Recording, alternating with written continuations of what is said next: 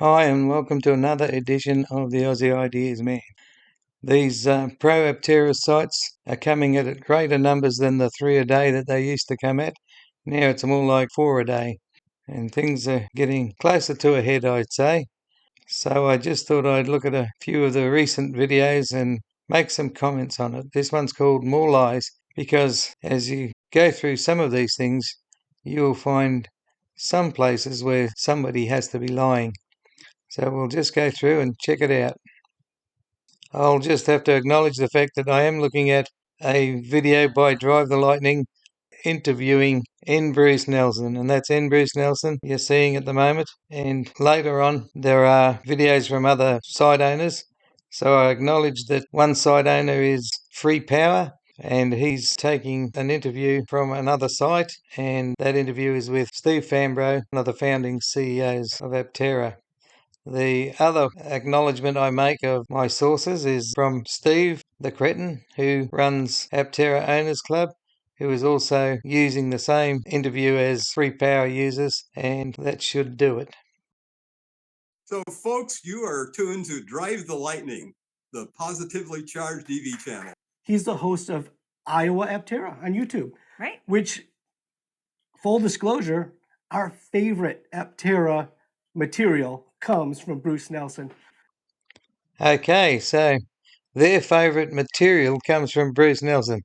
I don't know whether it's from his very small Iowa Aptera site or from his prolific but useless information on many comments through all the sites.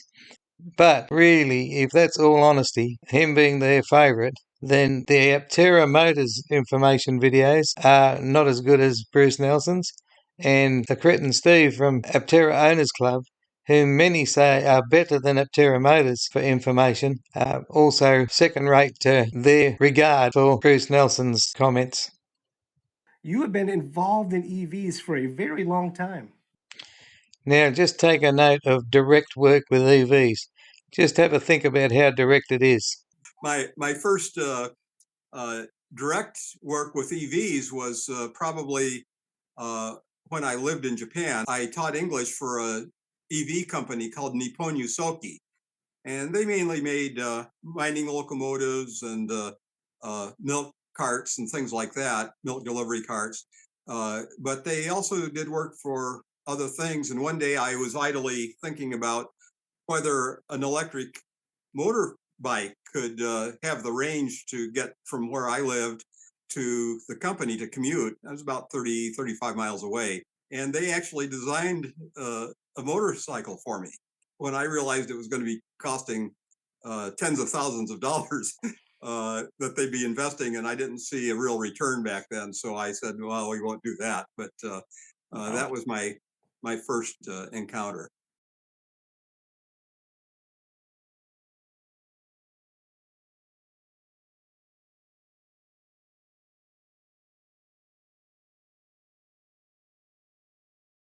So did you get that? His first encounter was he was teaching English for a company, and he asked them if he could have an electric motorbike, and they designed one for him, and he refused it. They should have just given him a milk cart, but in either case, that's not involvement with electric vehicles at all. Teaching English to the company staff. We ended up moving to Union City, and that's where Tesla was getting started across the street. Well, Tesla had some real funding issues, and they had to lay off all their motor engineers, and we hired them. Yeah, So good. I got the inside story about what had been going on at Tesla. And at the beginning, they were just doing a rather simple EV conversion of the Lotus Elise. And at that time, which is around 2008, they were breaking the transmissions with every demo ride. They weren't telling customers or investors that. I've told Bruce many times not to make comparisons with other companies. This is a form of gossip that we don't need. Making comparisons with Tesla. Tesla has the runs on the board, and he tries to compare with Tesla to make Aptera look better than Tesla. It's a load of nonsense, and it's just fooling the gullible. Now, the reason why Tesla were breaking transmissions is because the power of the electric motor was way more powerful than the ICE motor that they had replaced. And the transmissions weren't made for the electric motor, and so they were weaker. They were breaking transmissions because of the power of the new electric vehicle. They resolved that by giving the EV a reduction gear like most EVs have. So they completely ditched those transmissions. Nothing for the public to worry about. You know, having seen that and comparing it to Aptera now, Aptera is way ahead with a far more complex project than Tesla ever was. Way ahead with a far more complex project. Aptera is a simple autocycle, and the Tesla Roadster was pretty much a success. And we shouldn't be comparing. One succeeded, one has made a few fake prototypes and has not gone into production. At that time, and not only financially, but also in technical progress. They were within 1 hour of completely shutting down when they got a surprise $40 million investment. Tesla didn't get a surprise $40 million investment. They got a $50 million investment from Daimler. And nowadays, Tesla could buy outright Mercedes-Benz and Daimler easily. In the history of Tesla, the company was mostly propped up by the money Elon Musk had made from PayPal, and they didn't crowdfund like Aptera does. Elon Musk mostly put his money into it, and he took a gamble, a huge gamble, and won. Aptera has been able to manage their financing much more carefully. Yeah. I think if you notice, they laid off 18 people, which is keeping their financial burn rate within the area that they should. They laid off 18 people because they are struggling financially. We're at 752,115. Like you said, that's really taking off. I consider an investment in an early stage company like Aptera the way I do other charitable contributions. I don't necessarily expect to get the money back, but I make it because I think it's going to help push the world in a direction that I want to see happen. Aptera has already, I think, been the most successful crowdfunding company in history. $750,000 is chicken feed when they're after something like 50 million minimum, but rumoured to be 150 million. We're never sure of how much they need. If you ask Sandy Munro, he'll tell you they need between $300 and $500 million. It all depends on who you ask. Aptera had some humongous moves in 2022. Sarah and I experienced some of those. Yeah. There was not much happened in 2022. The beginning of 2022, they barely got a half-baked beta model when they actually promised between 6 and 12 of them. They only made half of one, and they used it for Roush suspension testing, and as far as I can tell, the only other thing we know of that they tested was braking. So suspension and braking, they had a couple of days at Chuckwalla testing track, and that's about it for the whole of 2022. After the beta, they eventually managed to scrape together an 80% finished Gamma, and this one they actually admitted that it had real solar on, meaning that the first three alphas had fake solar. And we knew they had fake solar, they never worked.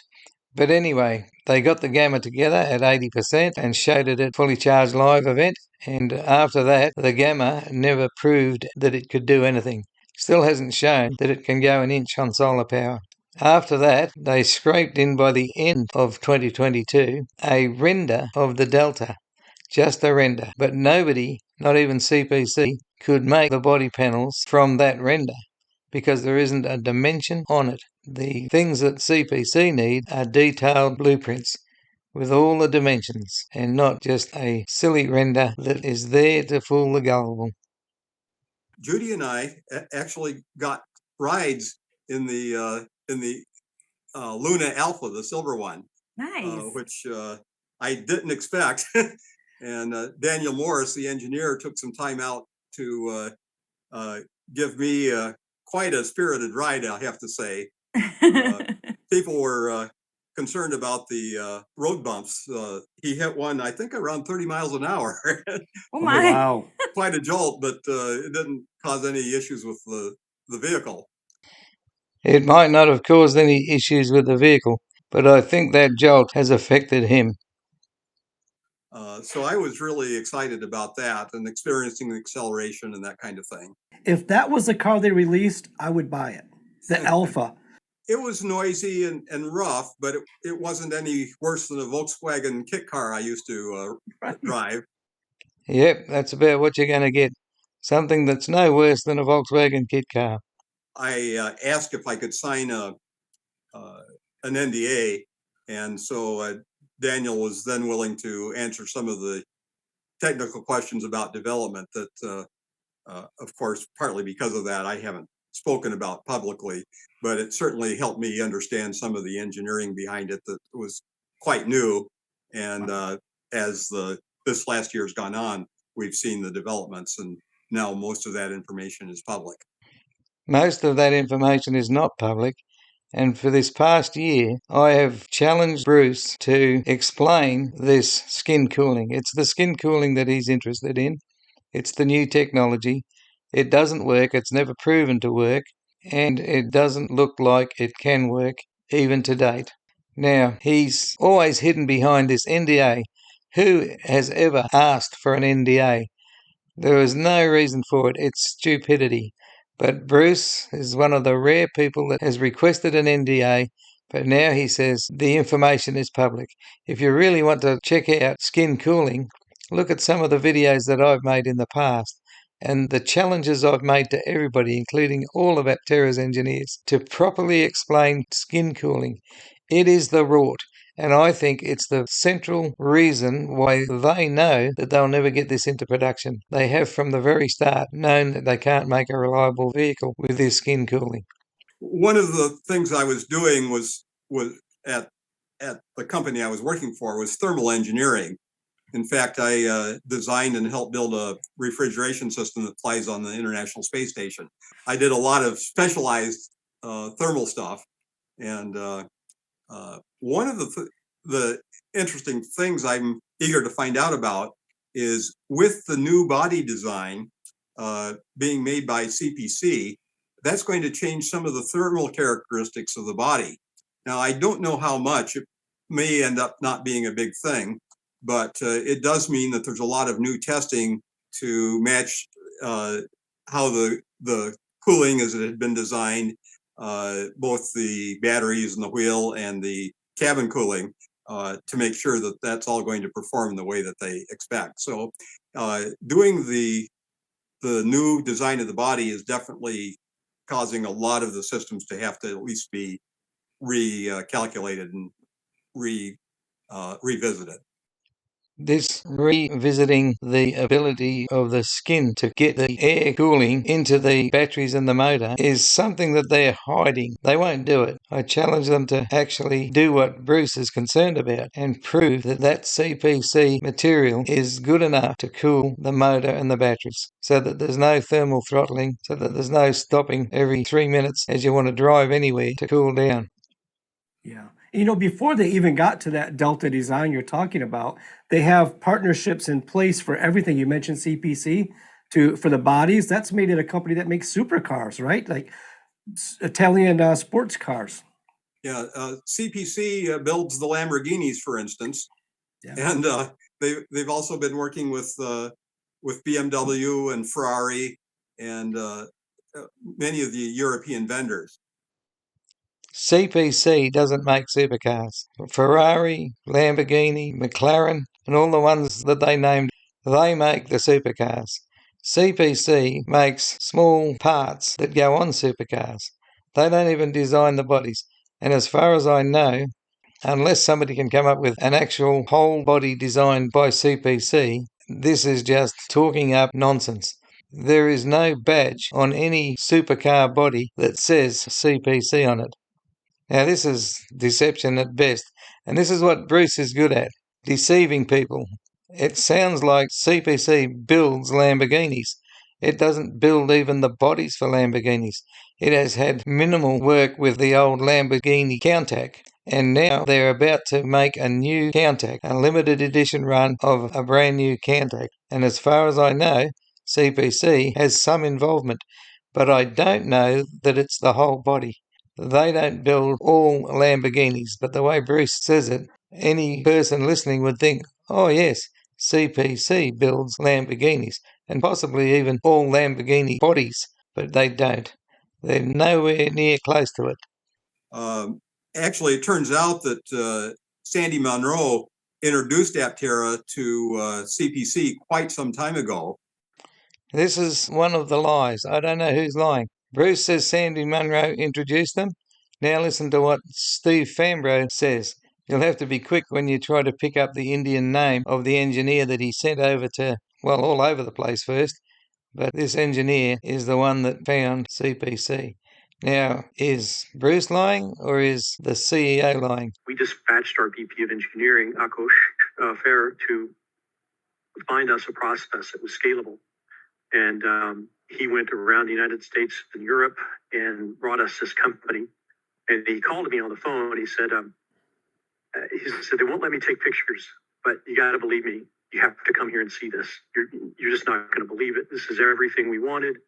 So Chris and I took a flight the very next day, got to Italy, saw it, and we were blown away. Steve Fambro never mentioned anything about Sandy Munro. CPC had invested in these huge 5,000-ton presses to press body sheets, and they're going to be able to do hundreds of thousands if necessary, if the numbers climb to that point. So it means that Aptera is going to be able to ramp production as quickly as they need to. Right. And I think that that's very exciting. The one thing that we're all on pins and needles waiting to hear.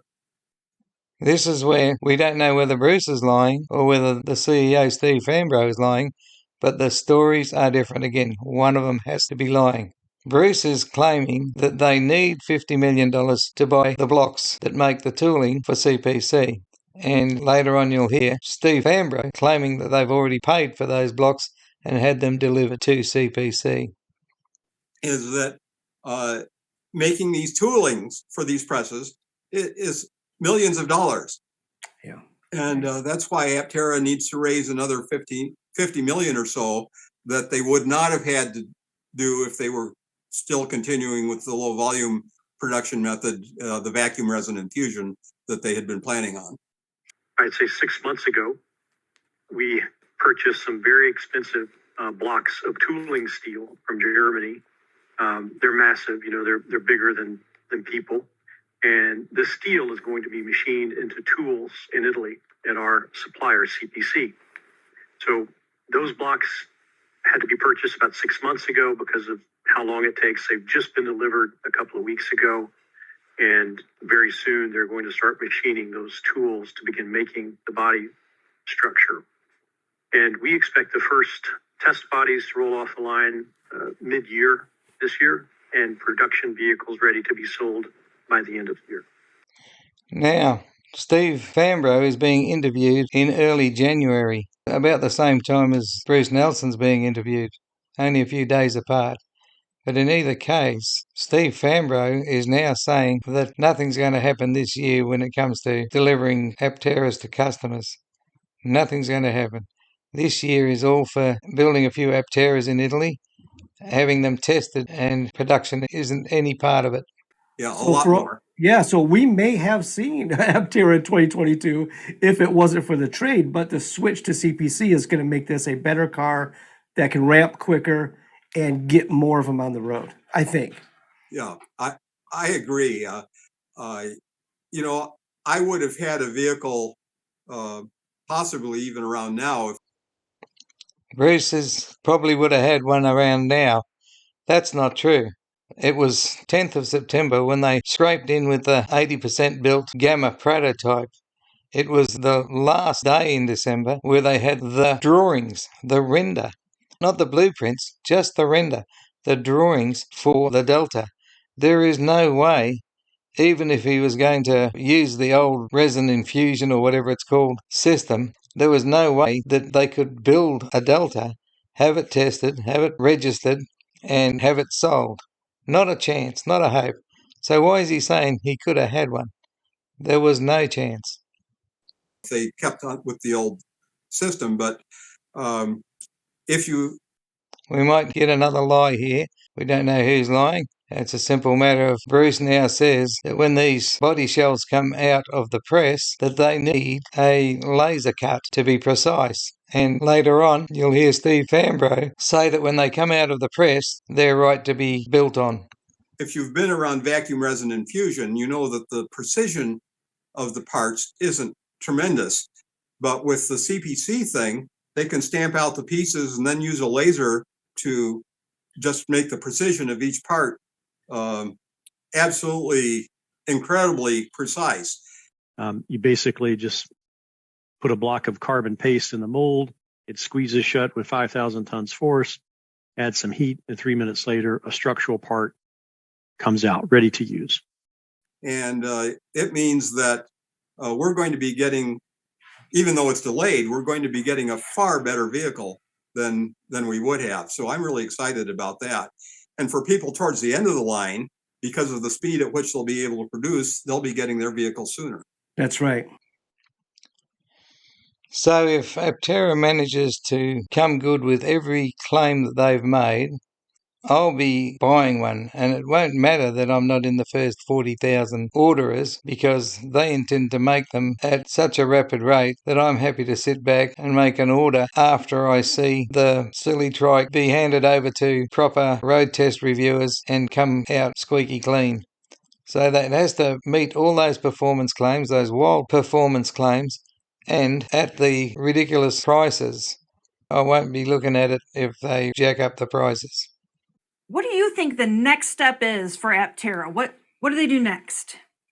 Well, of course, the first critical step is to get the significant funding that they still need to do to start production. That needs to come in order to produce these molds that are going to be used in the stamping machine. And I understand that's around $50 million for that part. The money that's coming in from the crowdfunding now will help keep the company going with their expense run rate during that time. It looks like Aptera is avoiding some of the problems that companies like Sono have run into in their fund management. There he is making another comparison, this time with Sono. Now, in the what comes next, Bruce is saying what comes next is buying the blocks. Well, we already know that that's in history. That was 6 months ago. So if you notice, when Bruce says what comes next, he gets none of it right. So we'll go on. Once they begin to do some test stampings, they're going to be able to produce vehicles that will be used for crash testing. Now, I've put this picture in because Bruce has missed out this. This has already come next. This is supposed to be a mechanism for controlling the flow of production in Carlsbad. Now, this is really weird because production's going to be in Italy for the most part, but already, and they're nowhere near ready in Italy, they've already got what is a picture of what you would see in a department store like Kmart, or in America, your Costco or Walmart. Anyway, this is what you see in those places where you can scan with the scanner below an item and get a price. But it has a funny little ticket maker, and I can't make much sense out of that because each ticket number has a same item number. All the way down 3 that you see, the item number is identical. Items should be unique in their item number. These are the same. Now, while they have the same item number, you can see the top 2 barcodes are totally different. So the barcode reader is going to read something else other than that item number. It's both the gamma roof assembly, but they have serial numbers that differ.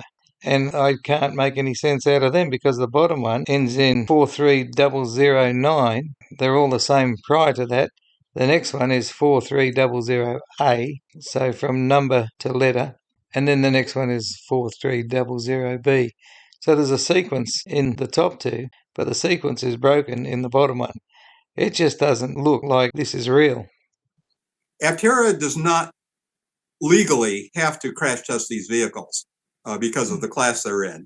However, they're going to use a third party to voluntarily to crash test these early production samples, and then they will voluntarily release the results. They do have to crash test the Aptera because if they said they weren't, nobody would be ordering. So they have to say they're going to crash test, but they won't follow through with it properly. There are 2 official crash test sites in America, and those 2 are the only ones where the government recognises them and will take notice of those for registrations and other such purposes to get them as a saleable product. Any other third-party crash tester is not worth its salt. You'll see that many of the vehicles, especially SUVs that are sold this last year in the US, have not been through that physical crash testing process. Really? I would have never Yeah, thought it's that. because they're produced in low volumes, relatively low volumes, and they don't hit that threshold. Bruce says many SUVs, particularly SUVs, and he's once again deceptive. He's based on articles like I have supplied here, but so deceptive. These ones that are low volume, they are so low that in total they aren't 3% of all vehicles sold, less than 3%. And most of them are from overseas, where in their own countries they're high volume and have been crash tested and found safe. They're just not American crash tested. So it's not as big a deal as he makes it out. So I was really surprised to find that. But they look at the virtual crash testing, which Aptera has been doing literally thousands of times as the design has evolved, and that's no different from many of the new cars that are on the road right now. When you get involved in a crash in any vehicle, you're not involved in a virtual crash. Don't take any notice, no matter how many thousands of times they will crash a car on a computer. It's worthless. I never So knew Aptera that. has been Yeah. very careful in the safety area, and I think in addition to efficiency, that's the other primary design imperative. Yeah, they for sure have not been designing to a lowest common denominator. Aptera has often designed to a lowest common denominator. Instead of using heat pumps, they went for the radiant heaters that are far inferior. So this vehicle, in one of the most important aspects of the vehicle itself, is not using heat pumps. They decided that supply was a little difficult for a valve inside the heat pump, but that was 2020 and it's now 2023, and I'm sure they could have the valves. If they can build the car, surely they can build their own valve. They say that they're innovative, but they can't even make their own valves for a heat pump. Nevertheless, they could get valves 3 years after there was a shortage. The other thing that's really bad, and it comes a little later, is that they're using vinyl wrap. Now, that's going to last you maybe 2 years out in the sun, 5 years if you're really lucky, and you don't get much sun in your part of the world. But a vinyl wrap is a lowest common denominator. They should be painting them. Paint lasts 20 years.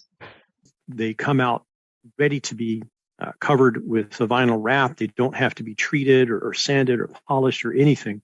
The other thing that I heard in there that I was a little disappointed about was he said that you can do the vinyl wrap directly without any finishing. So the not having to finish the product, that's great news.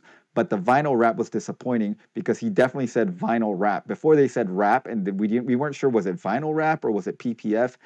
And for various reasons, it appears that PPF is probably the superior route in terms of longevity. And I have a video on that.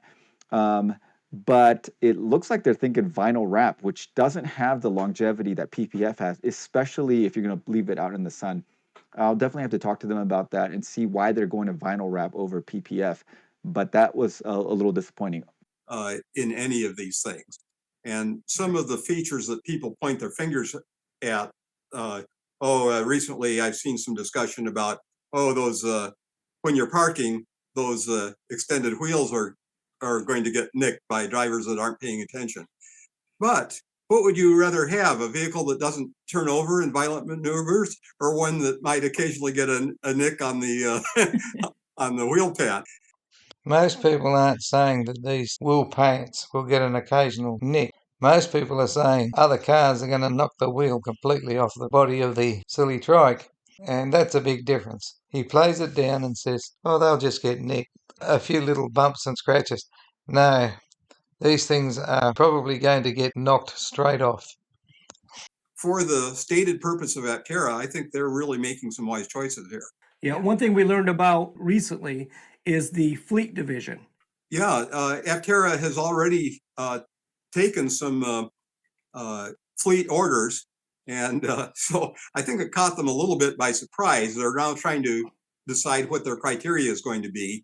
They're leaning towards a minimum of 5 vehicles for a fleet order, and we're going to see some specialized production just for fleet sales. And because those tend to come from corporations, in fact, by definition, I think it needs to be a corporate buy.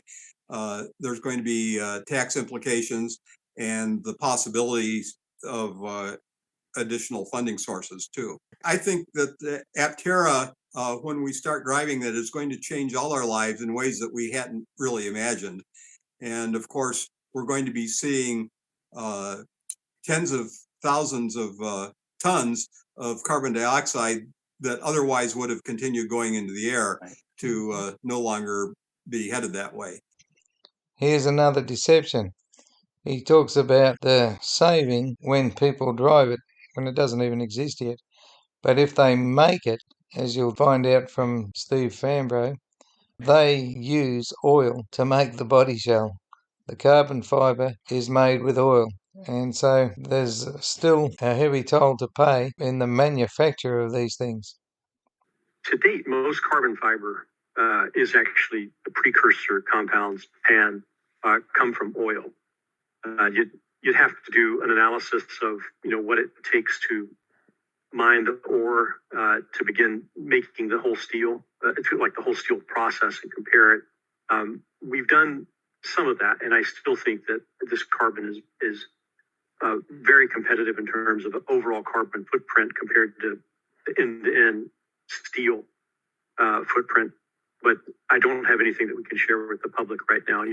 Before we put numbers out, we like to be very, very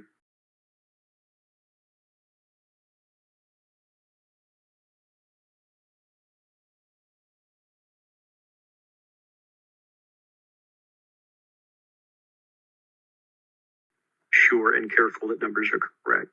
But most carbon fiber does start its life as oil. Now, this is Steve Fambro being as vague as he always is, and that's one thing the gullible fanboys swallow, is the vagarity of everything. There's nothing specific, there's nothing proven, and now he's saying we like to make sure it's true before we put numbers out. Well, I'm really going to look forward to seeing these independent tests to see what the numbers are, to see how many times they've made sure it's true and got it wrong. And so even for people who don't buy Apteras, they're going to see follow-on benefits because of the people who are, because of the reduced use of resources and the lower environmental destruction from our normal activities. It sounds like they're going to be announcing some of the special features that are going into the Paradigm editions, and I'm especially interested in that because I'm signed up for one. No, what they said is that they're going to build a launch edition. And the launch edition may just be jumping ahead of everybody who first ordered Paradigm editions. This launch edition, unless the Paradigm edition people can alter their requirements in the Paradigm edition and go with what's in the launch edition, they may be waiting further, and there'll be people who ordered later that will get in on the launch edition. It just doesn't look fair at all to me. They said the Paradigm edition would be first, and now there's a launch edition. Years later, it's going to be first. So in the first part of this highlight, I wanted to talk about this clip where Steve Fambro says that it sounds like they are going to be licensing out the solar panel technology to other companies. So this is like another source of revenue for the company. This is similar to what Sono Motors was doing. Yes, the solar cells are going to get more efficient. We're also going to have different models with different amount of surface area. And we're also working with some other companies to commercialize sort of a fledgling solar solar mobility business, leveraging our technology for other customers.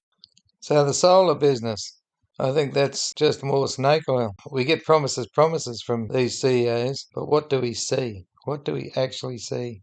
We see nothing much at all.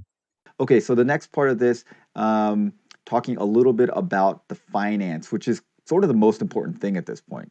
To date, we've raised about $100 million, and that $100 million has let us develop the vehicle from scratch with all the other attendant technologies, sort of the solar, as I mentioned, the solar electronics, the battery.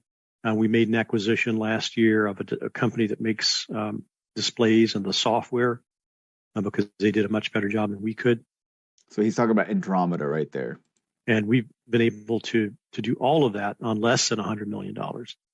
To get to production, we're out in a Series B raise right now for $150 million. And we've got full. So that's a different number than previously quoted. They were saying they need $50 million.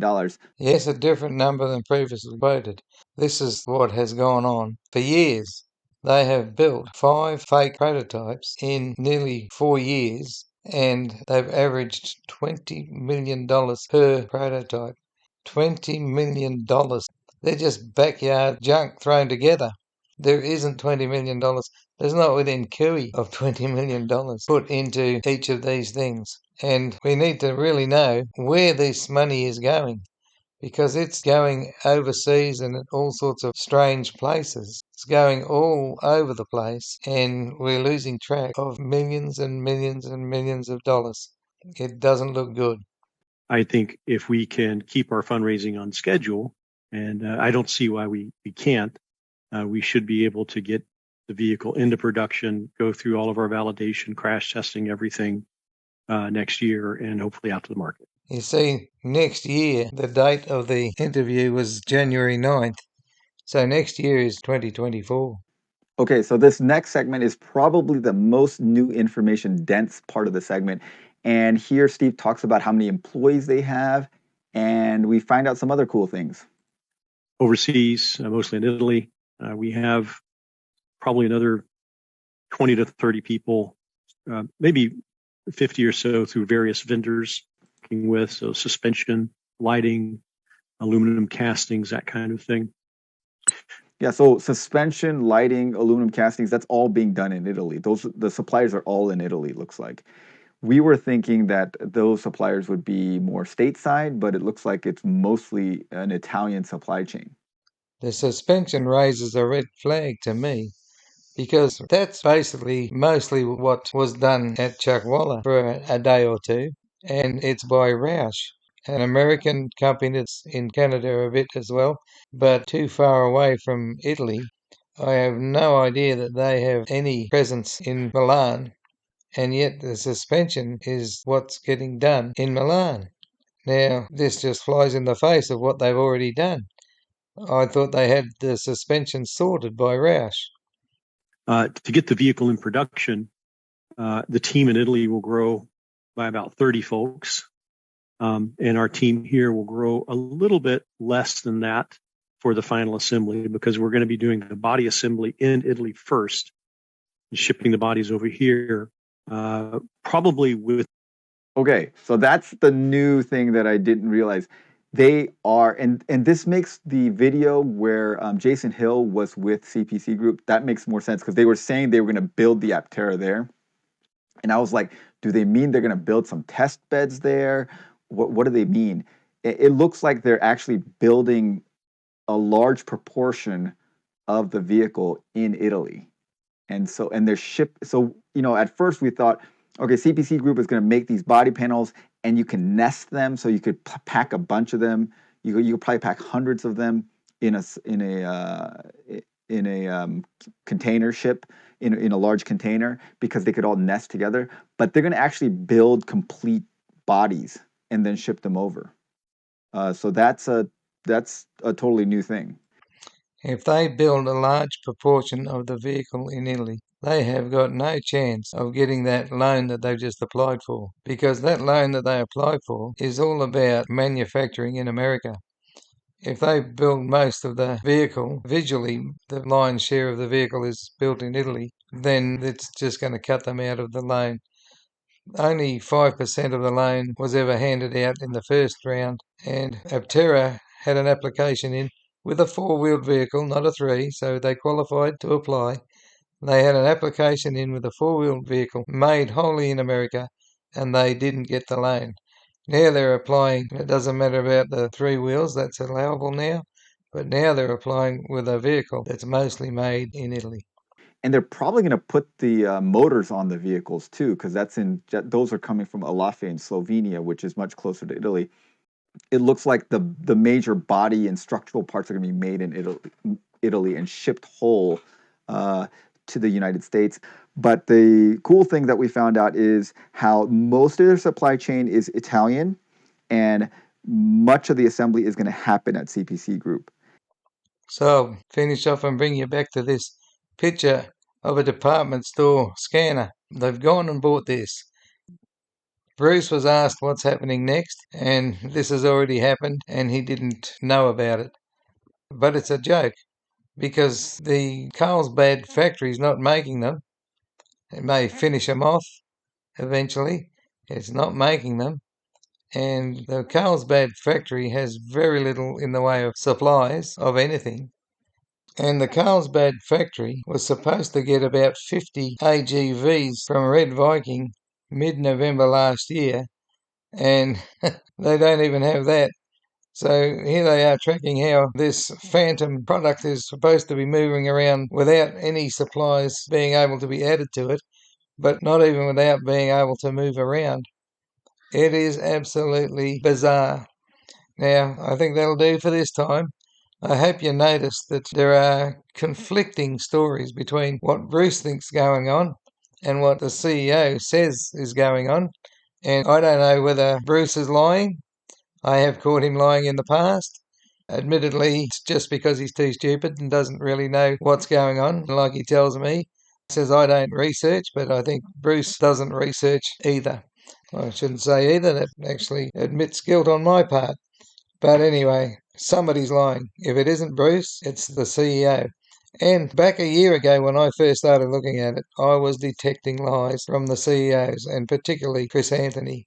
That monumental lie at Fully Charged Live, where he said nobody's seen the Gamma, just hit home to me how easily he lies and how much he thinks people will believe anything he says. It's a dangerous product. Like Bruce says, if you're going to put money into it, just do it with the intention that you are paying these people. And if you think that's eco-friendly spending, well, you'd be a fool. You are putting money in this thing to let it disappear into the nether, and it will go into brown paper bags for a select number of people. I've always been suspicious of that, and my suspicions are extremely strong now. So there it is. Of all the 4 or 5 videos a day that you can watch, this one is more lies. Try to dismiss it from your mind if you've got money in this possible scam. Might be the biggest double scam in the history of the world. That's all for me. Bye for now and stay safe.